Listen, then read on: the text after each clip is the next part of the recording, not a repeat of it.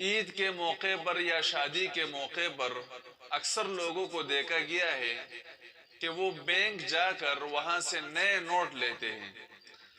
تو جو نئے نوٹ ان کو ملتے ہیں اور یہ جو پرانے نوٹ دیتے ہیں تو ان میں کمی زیادتی ہوتی ہے۔ مثلا 1000 روپے 1100 1200 یا 1400 روپے میں جو ہے مل جاتے ہیں۔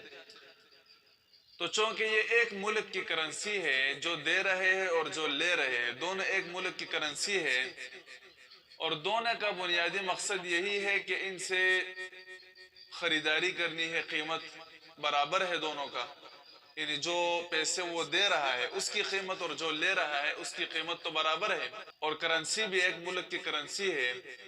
اس وجہ سے جب ایک ملک کی کرنسی ایک دوسرے کے مقابلے میں آ جائے خرید و فروخت میں، تو اس میں دو شرائط ہیں۔ پہلی شرط یہ ہے کہ وہ ہاتھ در ہاتھ ہو، یعنی نقد ہو، ادار نہ ہو اس میں، اور دوسری بات یہ ہے کہ برابر ہو، 1 روپے بھی کم زیادہ نہ ہو۔ اگر ہاتھ در ہاتھ نہ ہو، نقد نہ ہو، پھر بھی سود ہے، اور اگر 1 روپے بھی کم زیادہ ہو جائے تو یہ بھی سود ہے۔ اور سود کے جو سخت ممانعات ہے وہ اسی کے بارے میں ہے، جو یہ پیسے لے رہے اور دے رہے یہی اصلی سود ہے، اور جتنی سخت وعیدیں آئی ہے وہ اسی سود کے بارے میں آئی ہے۔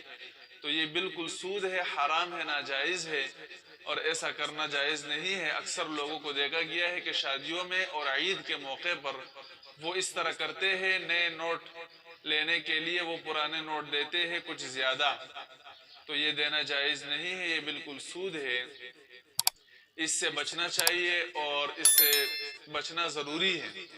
اسی طرح بعض لوگوں کو یہ بھی دیکھا گیا ہے بعض جگہوں پر کہ پٹے پرانے نوٹ جو ہے وہ بیچتے ہیں، تو اس کے بدلے جو ہے ان کو کچھ کم پیسے مل جاتے ہیں، مثلا 120 روپے پہ 100 روپے مل جاتے ہیں، تو یہ بھی سود ہے۔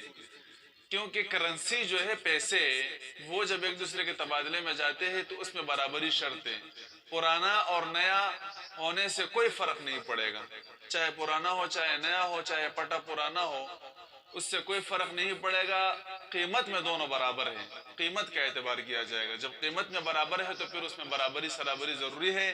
کمی زیادتی ہوگی وہ سود ہے، ناجائز ہے اور حرام ہے، اور سود بہت بڑا گناہ ہے، اللہ رب العزت اور اللہ کے پیغمبر کے ساتھ اعلان جنگ ہے۔ تو اللہ رب العزت ہماری حفاظت فرمائے۔